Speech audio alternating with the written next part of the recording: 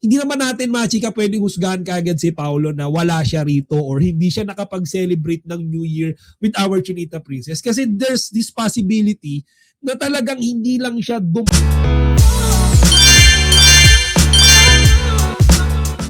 dahil na-mention nyo na yan, kanina natutuwa din ako. Kasi alam nyo ba mga chika, yung bahay ni Kimi, nag-invite siya ron, okay, nung mga Eat Showtime workmates niya, mga fellow Eat Showtime hosts niya, in-invite niya sa bahay niya to celebrate with her ng Chinese New Year. Okay? Kaso, ang problema lang, hindi lahat naka-attend.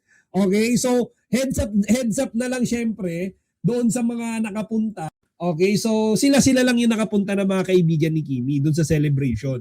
So, dito nga makikita natin mga chika, ito si Bong Navarro, si Darren, si Ogie Alcacid, sabi niya, malayo daw kasi yung bahay niya.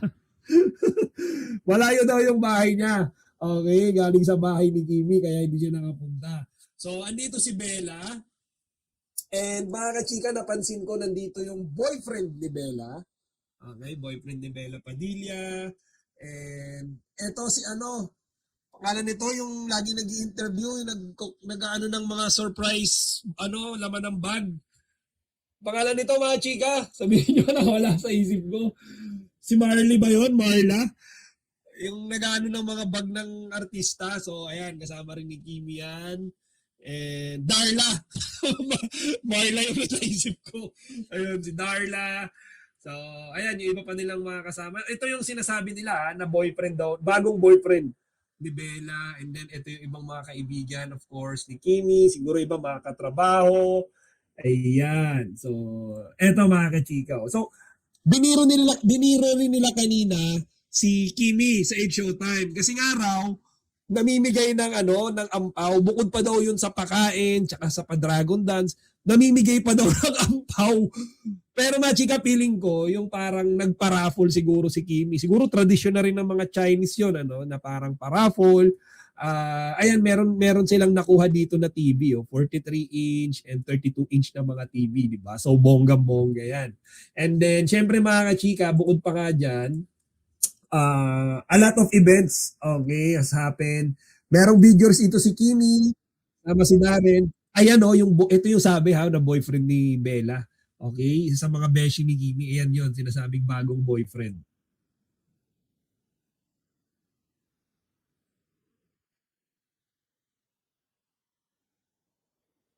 Okay, so ayan Ito. Sorry na share So ito mga kachika. Yung pagbati niya sa akin. Ayan, ito yung sinasabi nila na bagong boyfriend ni Bella.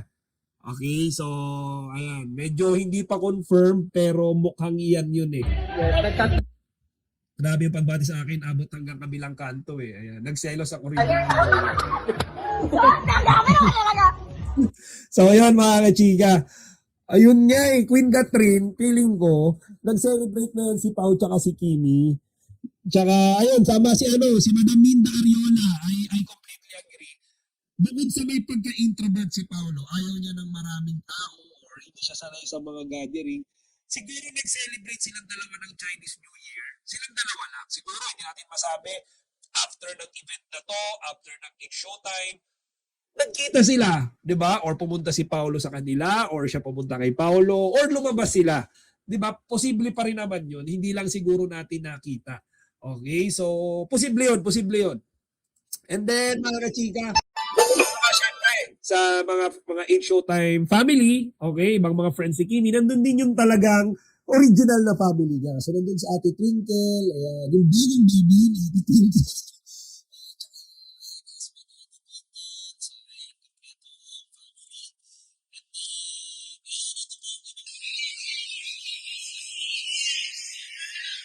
Namimigay ng pera si Kimi. Diyos ko, ayan na nga ba? Grabe no?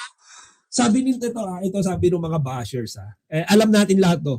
Sabi nila si Kimi daw namumroblema sa pera. Namumroblema sa pera tapos ganyan namimigay ng pera. 'Di ba? Sabi nila mga kachika, listen to this sabi nila si Kimi raw lahat ng klase ng racket, lahat ng klase ng project tinatanggap, endorsement kahit daw dahil daw naghahabol sa natalo sa kanya or nanakaw sa kanya ni Ate Lakam.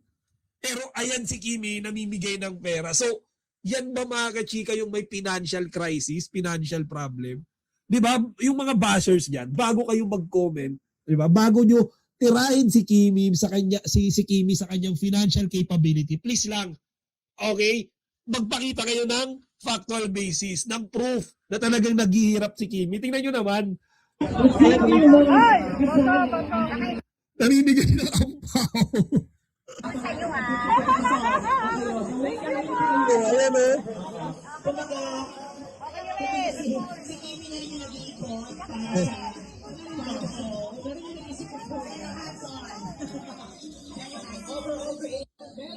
Oh, di ba? Kaya nakakatuwa. Tapos meron pa isang video rito. Ay, hindi, ito yung kahapon eh.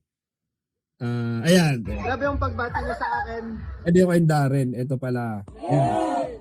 Ito yung countdown nila mga chika. Panoorin natin.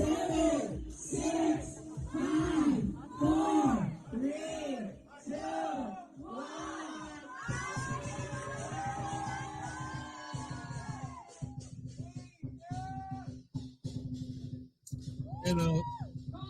Chinese New Year. Yan yung emperor ng Chinese.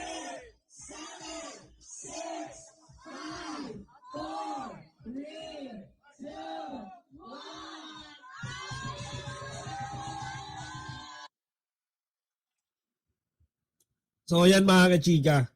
Di ba? So ang dami nung may nakibasa ako sa chat natin, sino daw ba yung new boyfriend ni Bella Padilla? Okay, so actually mga kachika, kamukha niya si Rocco Nacino eh, if you'll ask me hindi siya exactly ipinakilala pa, pero kamukha siya ni ni Rocco Nacino. Okay, so ayan may nabasa akong isang diyan isang article. Okay, so ito yung article. Sabi, Bella Padilla's new boyfriend. So ayan Ayan. So eto mga kachika, ayan. Ayan. Kita nyo? So hindi ko alam yung pangalan, pero most likely yan yung bago ni Bella kasi isinama ni Bella sa isang event. And they look okay naman. They look compatible. Actually, mas boto pa nga ako rito kaysa dun sa Italian ex ni Bella. Mas gusto ko to kasi mukhang Pinoy, gwapo rin, di ba? And mukhang naman siya, fully supported naman siya ni Kimi tsaka ni Darren. Okay, dito sa bagong boyfriend niya. Okay, anyways, let's go back to our Chita Princess. Ayan. Tingnan na tayo ng mga comment. Si Kim ang artistang nakita mo araw-araw sa social media. Wala talagang palya. Araw-araw siyang may ganap. Grabe, 20 years na siyang ganyan, nag-iisa ka, Kim. In MD's interview last year, during My Love Will Make You Disappear, shoot, sabi ni Pao, di siya naniniwala sa ganyan. Okay. So, eto mga chika, sabi to ni Madam Rebelin Starkey, shinare niya sa atin, isa daw sa posibleng rason kaya si Paolo hindi umattend dito is because hindi siya naniniwala sa mga pamanhiin or mga kasabihan or alam niyo yon yung mga namimigay ng pera or event like this, Chinese New Year. So siguro yun yung isang reason kaya hindi siya pumunta, 'di ba? So hindi daw siya naniniwala sa mga ganyan. Kachika pa shoutout naman po. Names Ate Liria Cabanatan. Salamat po. Ayan. Ate Liria Cabanatan, good evening sa iyo. Marcelita from UK. Ba't magkaiba yung pangalan? Anyways, good evening sa iyo. Diyan sa UK. Okay. So ayan. Pag nabigyan ako ng pera ni Kimi, papalaminate ko talaga. Ako, pasusulatan ko muna kay Kimi with autograph bago ko palaminate. Di ba? Bakit ganun si Pao? Tuwing special occasion, wala si Pao. Wala si Pao. Sana nandun siya. Baby si Pao ay nasa separate area with Kim's fam while the party was going on. So Kim could fully be with her workmates and friends maybe. Ayan, Marcelita from UK, pangalawang shoutout sa iyo, Madam Liria Cabanatan, shoutouts, pangalawa na yan Actually, dito sa sinabi ni Madam Minda Ariola, pwede rin naman na nandito si Paolo, hindi lang na-capture ng camera, hindi lumabas sa isang private room, sa isang confidential room. Pwede rin na, yun nga, sabi ko kanina, hindi naman natin, machika, pwedeng husgahan kaagad si Paolo na wala siya rito or hindi siya nakapag-celebrate ng New Year with our Chinita Princess. Kasi there's this possibility na talagang hindi lang siya dumalo ng event, baby na puyat, maybe after nung MediaCon kahapon, doon sila nag-celebrate ni Kimi, napuyat sila, or after nung araw na to, bukas silang dalawa naman yung magsi-celebrate ng solo. Alam niyo yun, there's so many chances or there's still some time, some other time na pwede naman silang mag-celebrate kahit alam niyo yun, hindi naman kasama, okay, yung ibang mga tao. And I think Paolo will prefer that kasi di ba nga hindi siya sanay sa maraming tao, and syempre si Kimi naman ayaw niya naman na maging uncomfortable or alam niyo yun, unease, di ba, si Paolo. Kaya siguro sinabi niya, sige okay lang, tayong dalawa na lang mag-celebrate sa ibang araw, di ba? Or sige okay lang, bawi na lang ako sa'yo next week, next day, sa Sabado, sa Linggo. Pwede naman yun, di ba? Kasi ako minsan ganun din ako eh. Pag may mga kasal, binyag, pagka sinasama ako ng wife ko, ayoko kasi daming tao, hindi ko kakilala. Wala ako kakilala doon, ikaw lang. Kaya minsan sabi ko, hindi na ako sasama. Ganun ako minsan eh. Ayan. Sabi dito, Hi, Chika Patrol, still at the hospital. It looks promising naman ang results. Uy! Madam Alex Santos, ito yung natin, kachika natin na nagpa-hospital, I think the other day. Hearing your update about makes me happy and alive. Thank you once again. Naku, pagaling ka, Madam Alex Santos. Medyo, alam ko 70 plus na to eh. Pero pagaling ha, we will pray for you. Isasama po ito sa prayers ko gabi-gabi. Ayan. Chinese New Year na naman yan. Dapat accept niyo po ang word ni Kimi. Kung gano'n niya kamahal si Kimi, tingin ko accept naman ni Paolo. Feeling ko nire-respeto niya naman whatever yung religion or belief ni Kimi, di ba? O ayan. Hello, good eve, Kim Pao Heart Community. Ayan. Hindi naman sa hindi naniwala si Paolo. He just want to honor Kim by not attending kasi sa kanila naman focus very introverted yung tao. Ayan. May point din. Actually, yung sinabi ko kanina, di ba, Madam Luz Biminda, pwedeng hindi lang talaga komportable. Unease. Di ba? A bit shy, a bit, alam niyo yon, hindi siya confident makipag-usap lalo na wala siyang kakilala. So, isa yun sa mga most probable reason kaya hindi nakapunta si Pao. And anyways, kahapon naman magkasama sila, binusog naman nila tayo ng paayuda. So, I think there's no need naman to blame Paolo kung wala siya rito. Okay, so ayan. Actually, panoorin nga natin, Machi, kayo isa pa sa mga video doon sa mga sinasabi nyo. Okay, na choking event na tinate. Dito kasi pinagkakaguluhan si Kimi. Ano? Mga fans, grabe, tinan nyo.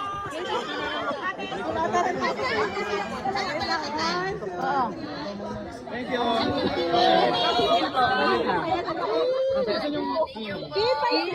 Ayaw bitawan si Kimi, mga chika.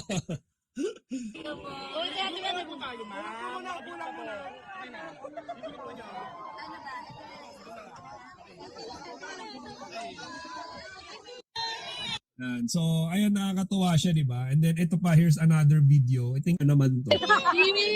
Ay, same lang din pala. Same din pala to. Okay, so, ayun. So, nakakatuwa mga kachika, no? Kasi, makikita nyo kung gaano ka, si Kimi, ka-popular pagdating sa mga fans. Yung tipong ayaw talaga bitawan yung kamay niya.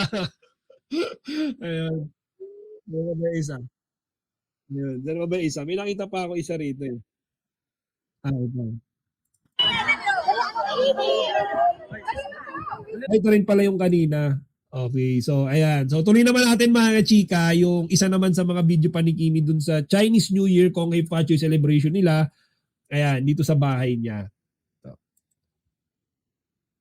So, talagang siya, nagpa-dragon dance talaga siya. Kita nyo ano ba meaning ng dragon dance? Sa mga Chinese na natin dyan, ano ba meaning dragon dance? Ayan nagpa-dragon dance talaga siya.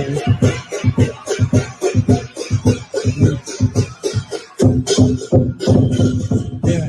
Dragon dance, ang ibig sabihin nun, ancient tradition, believed to bring good luck, prosperity, and wisdom while driving away evil spirits and misfortune for the upcoming year. Okay. Tama sinabi ni Madam Luz Biminda. So, para pala itong mga kachika yung paputok, nag-iingay sila para i-push away yung mga negative energy, evil spirits, tsaka yung mga kamalasan. Diba? Yun yung objective nila dito.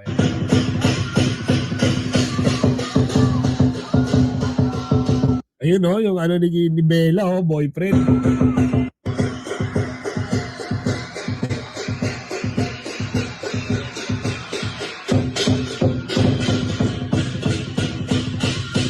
Yan. Ganda, no? Bahay ni Kimi yan sa QC, mga kachika.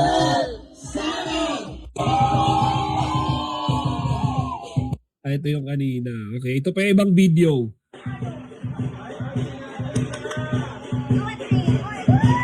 O, di ba? Ang cute ni Kimi, nahawakan niya pa yung dago. Taterno niya pa.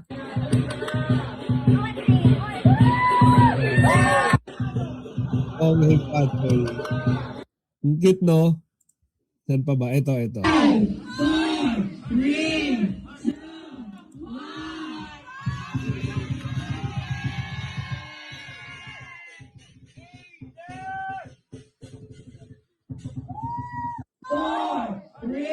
So mga chika, nakakatuwa, di ba? I mean, napakasimple nung Chinese New Year celebration ni Kimi is if you'll notice, kasama niya lang yung friends niya, kasama niya yung close friends niya, and then yung ibang mga It's Showtime family. Actually kanina nga, sinabi niya sa It's Showtime na, uy, in-invite ko kayo ha, in-invite ko kayong lahat.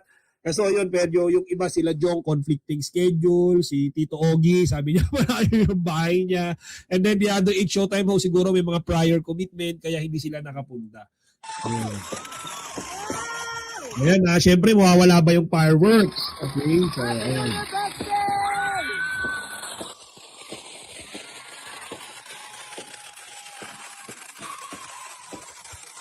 Laki ng bahay ni Kimi sa QC, no? Laki. Diba? Ito yung binlog niya, diba? Grabe naman, oy! Grabe, no? Usually pag ganyan sa Binondo maraming tao eh.